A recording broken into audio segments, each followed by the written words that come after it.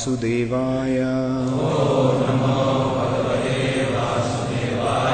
Om Namo Bhagavate Vasudevaya. Om Namo Bhagavate Vasudevaya. Narayanam Namaskritya Naram Chaiva Narottamam Deving Saraswating Vyasam Tato Jayamudiraye Nashtopraishu Abhadreshu Nittang Bhagavata Sevaya Bhagavati Uttama Shloke Bhaktir Bhavati Naishtiki.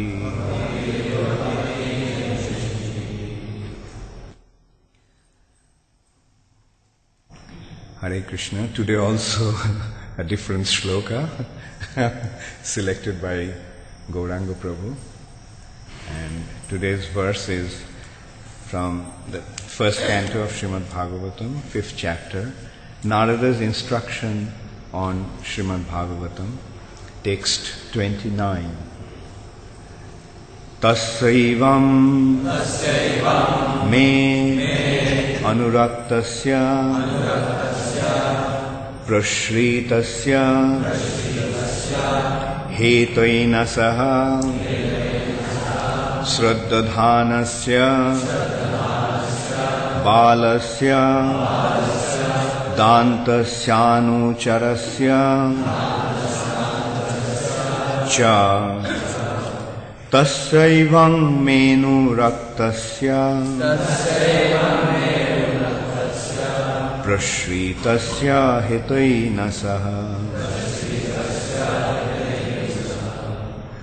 Shraddadhanasya balasya dantasyanucharasya cha.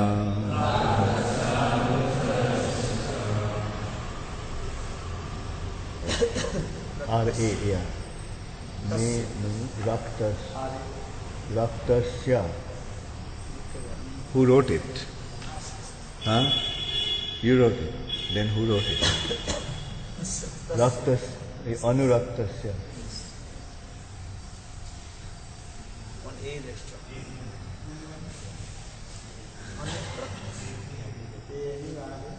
Me nu rak R-A. Yeah, right. It's all right. I hope everybody can figure out. Tasaivam menu raktasya prashritasya hatoina saha Shraddadhanasya balasya dantasyanucharasya cha Tasaivam menu raktasya prashritasya hataina saha Shraddadhanasya balasya dantasyanucharasya cha Tasya, his, evam, thus, me, mine, anuraktasya, attached to them, prashritasya, obediently, hata, freed from, ena saha, sins, shraddadhanasya, of the faithful, balasya, of the boy, dantasya, subjugated, anucharasya, strictly following the instructions, cha, all and. I was just about to say also. So, Translation by His Divine Grace, A.C. Bhaktivedanta Swami Prabhupada. I was very much attached to those sages. I was gentle in behavior, and all my sins were eradicated by their service. In my heart, I had strong faith in them. I had subjugated the senses, and I was strictly following them with body and mind. Please repeat after me. I was very much attached to those sages. I was gentle in behavior. And all my sins were eradicated in their service. In my heart, I had strong faith in them. I had subjugated the senses, and I was strictly following them with body and mind. Purport by Srila Prabhupada.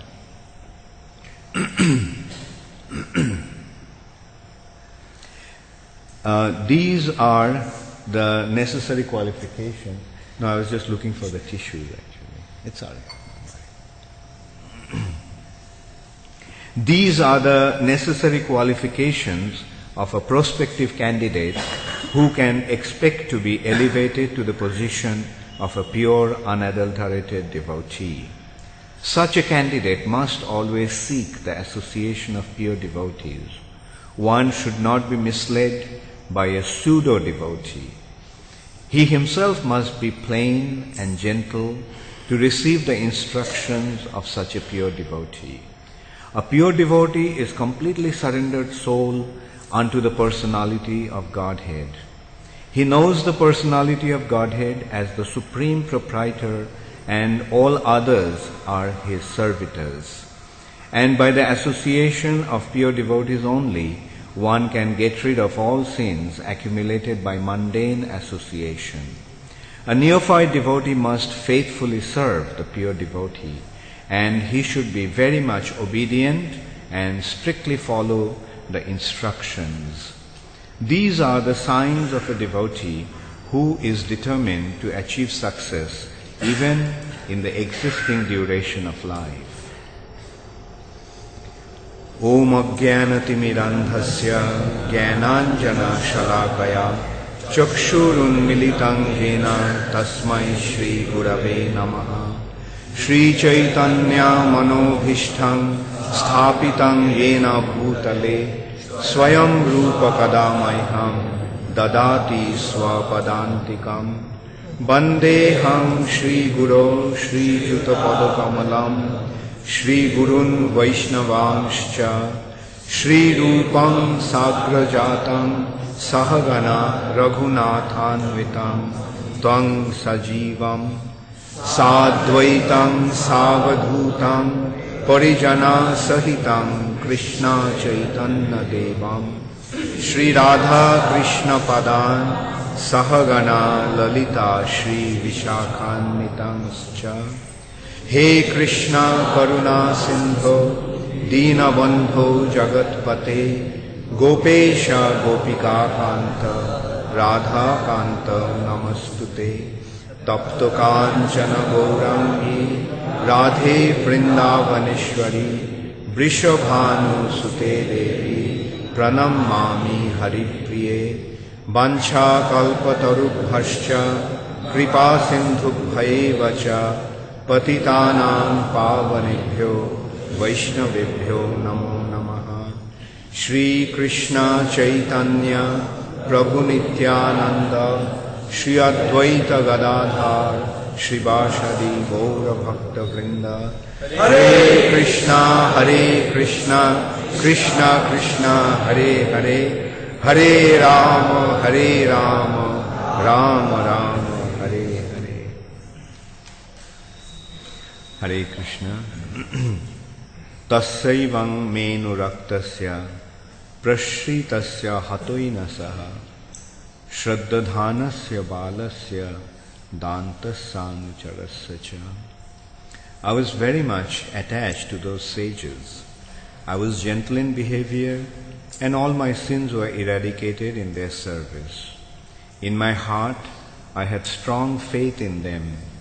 I had subjugated the senses, and I was strictly following them with body and mind. So, who is saying that? Narada's. The chapter is entitled as Narada's instruction on Srimad Bhagavatam. So, Narad Muni, out of his causeless mercy, went to Vasudev. Narad Muni is traveling throughout the universe, and wherever he sees a deserving candidate, Narad Muni just goes there and helps him. So this is how we can see that in Srimad Bhagavatam, practically all the exalted personalities, exalted devotees of the Lord, at some point or other in their lives, they receive the mercy of Narad Muni. Narad Muni is the giver of Narayan, the giver of the Supreme Personality of God. So here also we see that Vasudev was feeling despondent after compiling various scriptures, after compiling the Vedas in a very, very systematic way for the people of this age of Kali. He divided the Vedas, he then classified the Upanishads, and he wrote the Samhitas, the Dharma Shastras, and he wrote Mahabharata for less intelligent people. And he also gave the Vedanta Sutra, which is actually the essence of the entire Vedas. Vedasya Anta, the end of the Vedas. The Vedas actually end in the Vedanta, which is the very systematic aphorisms of the Vedas. But still Vasudev was feeling discontent in his heart. He was feeling that the job hasn't been properly done.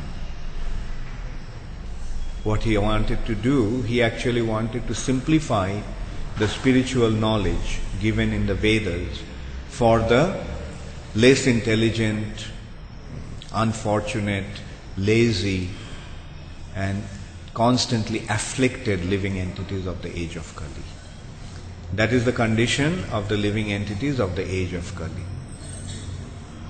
Prayanal payusha sabhya kalavashmin yuge jana manda sumanda matayo manda bhagahi upadruta. Jai Shri Shri Krishna Balaram ki, Shri Shri Giriraj Govardhan ki, Srila Sandipani Muni ki, Shri Shri Radha Madan Mohan Lalita Vishakha Devi ki, Shri Shri Gaurnitai ki, Srila Prabhupada ki. So, Narad Muni, Vasudev, in spite of doing so much, like he is actually the literary incarnation of the Supreme Personality of Godhead. Vasudev appeared as an empowered incarnation to accomplish a very, very special mission. And what is that special mission? The special mission is to systematically present the Vedic wisdom. And how and for whom?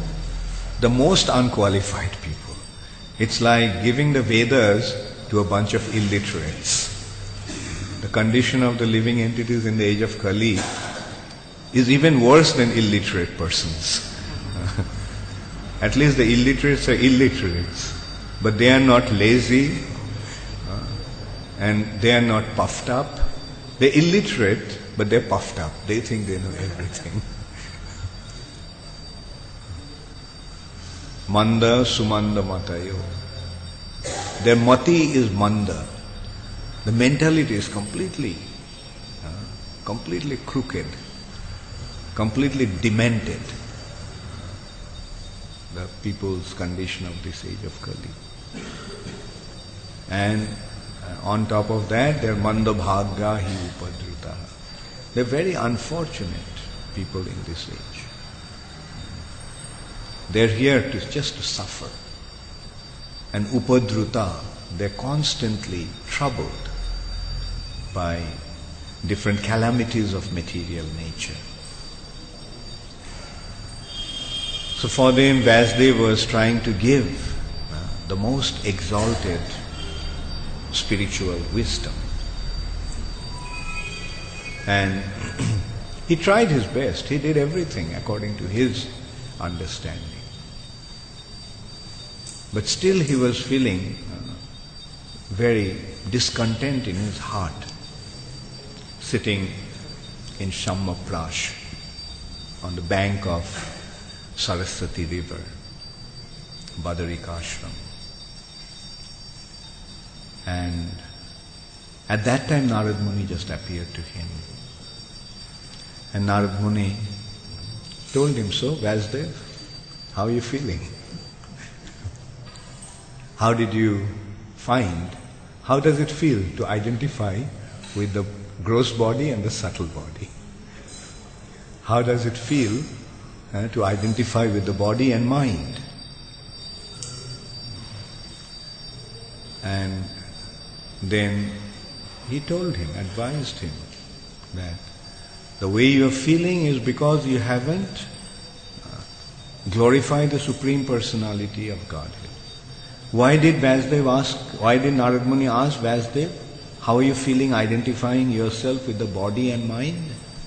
Because what Vasudev gave so far was actually meant for the Vedic aspect that are meant for gross body and subtle body. Karmakanda and Jnanakanda.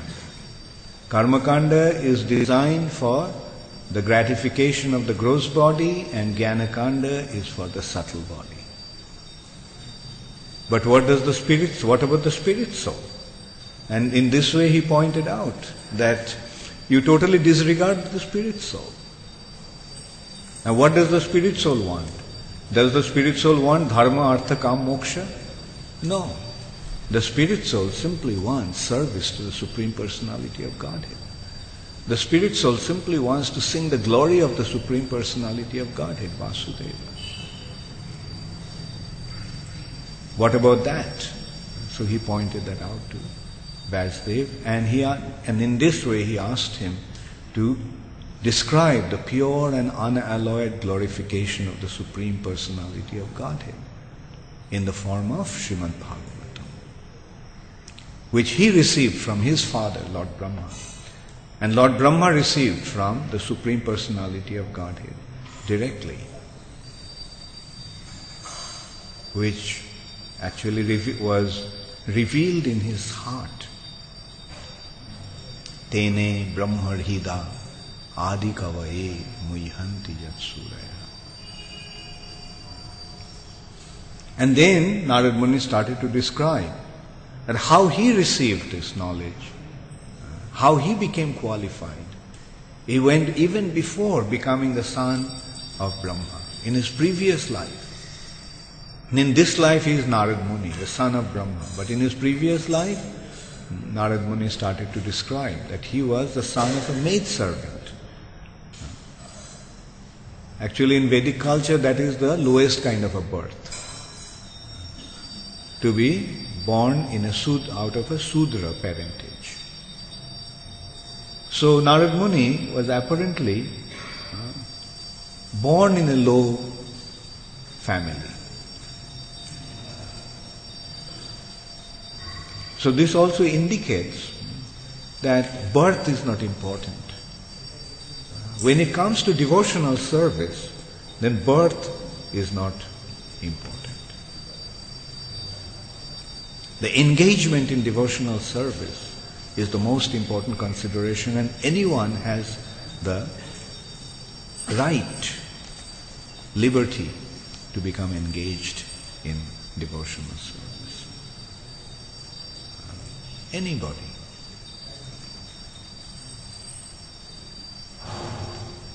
And when one becomes engaged in devotional service, that is to be considered the highest situation. Aho bato sapacho ato gadiyan jajjibhagre vartate namatubham.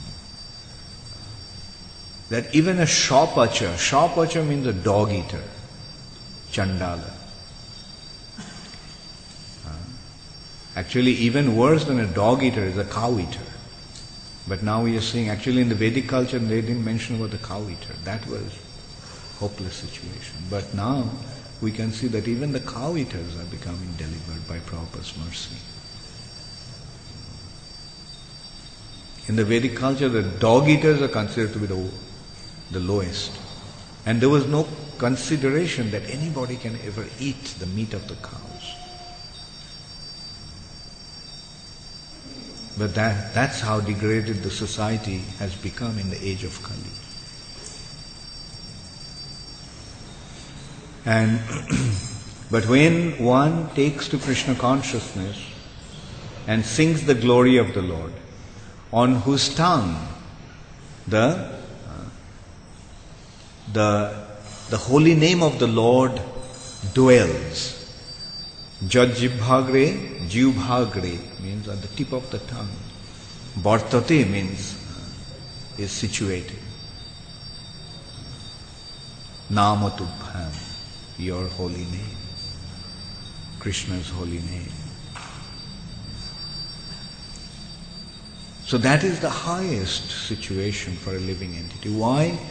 Because that is the situation, that is the platform of pure spiritual situation. That's in that platform, the spirit soul is situated in its pure condition, in its pure state. So Narad Muni was the son of a Shudra in his previous life. And it goes even beyond that. He was a Gandharva named Upabarhan, and he was cursed that he would be born in a Sudra family. And he was born in a Shudra family, son of a maidservant. But fortunately, he had the association of the saintly personalities during the time of Chaturmash. Chaturmasha, the 4 months are the 2 months of rainy season and 2 months of autumn. Not exactly autumn, Sharad. In the West, they have 4 seasons. But in India, there are 6 seasons. In the West, there is only summer, autumn, winter, spring. But here, on top of the summer, autumn, winter, spring, we have 2 seasons. There is Varsha and Sharad. Monsoon and after monsoon. Generally, autumn is the season when leaves fall. But Sharad is the season which is the most beautiful season actually. The 2 seasons are most beautiful. One is spring, Vashanta, and the other is Sharad. Sharadudashaye sadhu jata sat. Krishna, the gopis are describing the lotus that blooms in the Sharad season in the lake. Actually, Sharad is the time, and the 10th canto of Srimad Bhagavatam also describes very extensively about the beauty of Sharad season. And it has described that in monsoon, Varsha, the water becomes muddy due to the rain. And all the reservoirs of water become filled up. But the water becomes muddy in the reservoirs of water. The places become muddy. You can't really walk because it becomes muddy. The clay, the earth becomes soggy with water. But after that comes the Sharad season, when the whole atmosphere becomes very serene, very beautiful.